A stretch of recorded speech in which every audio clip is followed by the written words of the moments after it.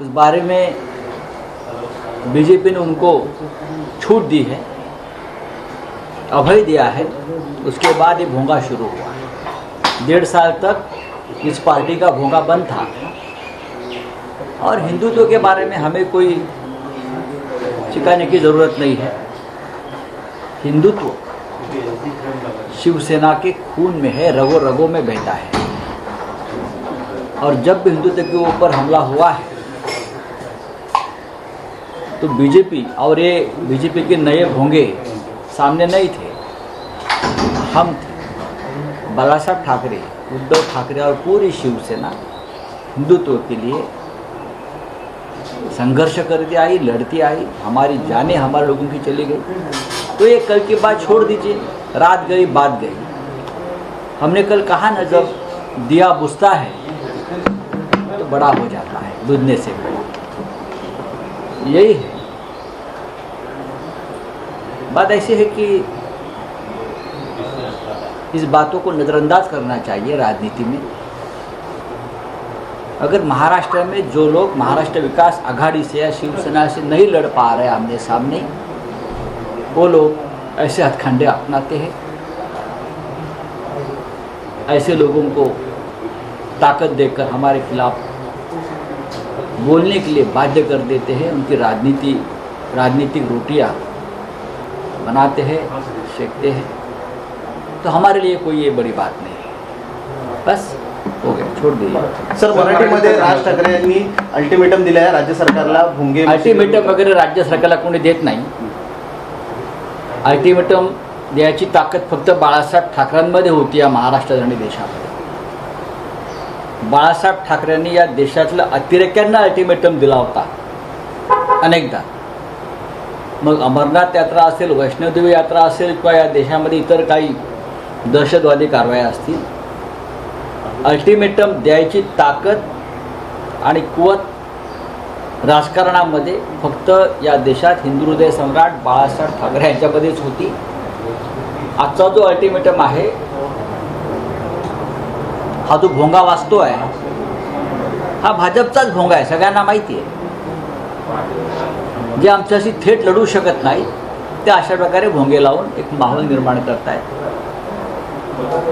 ईडीच्या कारवाईबाबत जे काल ईडी कथक करत होते, ईडीच्या कारवायाबाबत अभय मिळाल्यामुळे केंद्राकडून हा भोंगा वाजू लागलेला आहे. आम्ही सामोरे जातो, आम्ही लढतोय खोट्या कारवायांबद्दल. त्याच्यामुळे आम्हाला चिंता नाही. आमच्या नकला करा, आमच्या मिमिक्री करा, आमच्या विषयी खोटं बोला. शिवसेना आणि महाविकास आघाडी ही भक्कम आहे, मजबूत आहे. एका वैफल्यातून, निराशेतून अशा प्रकारचे भोंगे वाजत आहेत. भारतीय जनता पक्षानं जेव्हा भोंगे वाजवले आमच्या विरोधात, त्या भोंग्यांचा उपयोग झाला नाही, म्हणून नवीन भोंगे लावले. त्याचाही काही उपयोग होणार नाही. काल असं मी ऐकलं की संजय राऊत हे शिवराळ भाषा देतात, बोलतात. होय, बरोबर आहे. खरं म्हणजे मी ज्या संदर्भात ती शिवराळ भाषा वापरलेली आहे, त्या शिवराळ भाषेचं काल कौतुक व्हायला पाहिजे होतं. कारण ते मराठी अभिमानी म्हणून कालपर्यंत मिरवत होते. महाराष्ट्राच्या अस्मितेचे, मराठी माणसाच्या स्वाभिमानाचे आम्हीच एकमेव तारणहार आहोत, शिवसेना नाही, अशा प्रकारची भूमिका घेऊन ते राजकारणामध्ये आलेले आहेत. त्याच्यामुळे माझ्या शिवराळ भाषेचं जर त्यांनी काल अभिनंदन केलं असतं किंवा शिवसेनेला पाठिंबा दिला असता तर त्यांचं खरं मराठी प्रेम काल दिसलं असतं. किरीट सोमय्या या माणसाला तुम्ही म्हणताय ती शिवराळ भाषा वापरली आहे, आणि त्याबद्दल मला आणि शिवसेनेला त्याचा गर्व आहे. मला आत्ताच माननीय पक्षप्रमुख उद्धव ठाकरे यांच्याशी चर्चा झाली या विषयावर. तेही मला हेच म्हणाले, किरीट सोमय्या यांना शिवराळ भाषा मी का वापरली याचा जर अभ्यास केला असता तर एक मराठी म्हणून माझी वेदना त्यांना समजून घेता आली असती. हाच किरीट सोमय्या ज्याने मुंबई आणि महाराष्ट्रातील शालेय अभ्यासक्रमात मराठी भाषा सक्तीची असू नये म्हणून हा माणूस कोर्टात गेला होता आपल्या महाराष्ट्राविरुद्ध, मराठी माणसाविरुद्ध. त्याच्याविरुद्ध मी शिवराळ भाषा वापरली. हाच किरीट सोमय्या आणि त्याचे त्या मुंबईतले इतर काही अमराठी बिल्डर्स, फंटर्स यांनी मुंबई महाराष्ट्रापासून तोडण्याचं एक प्रेझेंटेशन तयार केलेलं आहे. मी बोललो आहे आणि हे दिल्लीच्या वृत्तपत्रात सुद्धा याच्याविषयी सुतोवाद झालेला आहे. मी सांगतो त्याच्यावर. मुंबई महाराष्ट्रापासून तोडावी, मुंबईवर मराठी माणसाचा हक्क आणि अधिकार असू नये, यासाठी एक प्रेझेंटेशन या लोकांनी तयार केलेलं आहे. आणि हे सतत दिल्लीत जाऊन लॉबिंग करत आहेत गृह खात्यात की मुंबई महाराष्ट्रापासून तुटावी, मुंबईवरती महाराष्ट्राचा मराठी माणसाचा अधिकार असू नये, याबाबत त्यांची काही कारस्थानं चालू आहे. त्याचा सूत्रधारसुद्धा हा किरीट सोमय्या आणि भारतीय जनता पक्षाच्या संदर्भात काही बिल्डर्स आहेत, उद्योगपती आहेत महत्त्वाचे. हे जेव्हा मला समजलं तेव्हा संतापून जर माझ्या तोंडातून शिवी बाहेर पडली असेल, मी त्याला शिवी म्हणतच नाही, जी लायकीच आहे, तर मला असं वाटतं मराठी जनता मला त्या शिवीबद्दल माफ करेल आणि मला उत्तेजन देईल. ही एका मराठी माणसाच्या तोंडातून, शिवसैनिकाच्या तोंडातून निघालेला अंगार आहे. तुम्हाला जर किरीट सोमय्यांनी जी मराठी विरोधी भूमिका घेतलेली आहे गेल्या अनेक वर्षापासून आणि मुंबई तोडण्यासंदर्भात जे प्रेझेंटेशन त्यांनी तिकडे दिल्लीत सादर केलं आहे, त्याचं समर्थन तुम्ही करणार असाल तर ठीक आहे, माझ्या शिवराळ भाषेवर तुम्ही जरूर टीका करा. मग तुमची भूमिका बदलली असेल तर या किरीट सोमय्याला तुमच्या शिवतीर्थ बंगल्यावर बोलवा आणि त्याचा शाल व श्रीफळ देऊन सत्कार करा आणि त्याच्या पुढे झुका, आम्हाला काही म्हणायचं नाही. पण महाराष्ट्र आणि मुंबईतला मराठी माणूस हे सहन करणार नाही. करा ना मग तुम्ही किरीट सोमय्याचा सत्कार करा. तुम्ही हाच किरीट सोमय्या ज्याच्यावरती मी शिवी घालतो असा तुमचा आक्षेप आहे, अजूनही घाले, कारण तो महाराष्ट्रद्रोही आहे. INS विक्रांत संदर्भातला जो घोटाळा बाहेर आलेला आहे, देशाच्या संरक्षण व्यवस्थेशी खेळण्याचा, लोकांच्या भावनांशी खेळण्याचा, INS विक्रांत वाचवा या नावाखाली कोट्यवधी रुपये घेऊन हडप करणारा भाजपचा किरीट सोमय्या हा तुम्हाला प्रिय असेल, त्याला मी शिवी घातली तर तुम्ही जरूर त्याला बोलवा आणि त्याला एखादं महाराष्ट्र तुमच्या वतीनं व काय कुठलं पदक द्यायचं असेल, तुमचं खाजगी काय असेल तर देऊन टाका त्याला. तुमचं रत्न म्हणून काय त्याला मिरवायचं असेल त्याच्या गळ्यात ते पदक घाला. या महाराष्ट्रद्रोहाच्या हे ढोंग आणि हा भंपकपणा चाललेला आहे तुमचा, आणि हा भंपकपणा काल पुन्हा एकदा स्पष्ट झालेला आहे.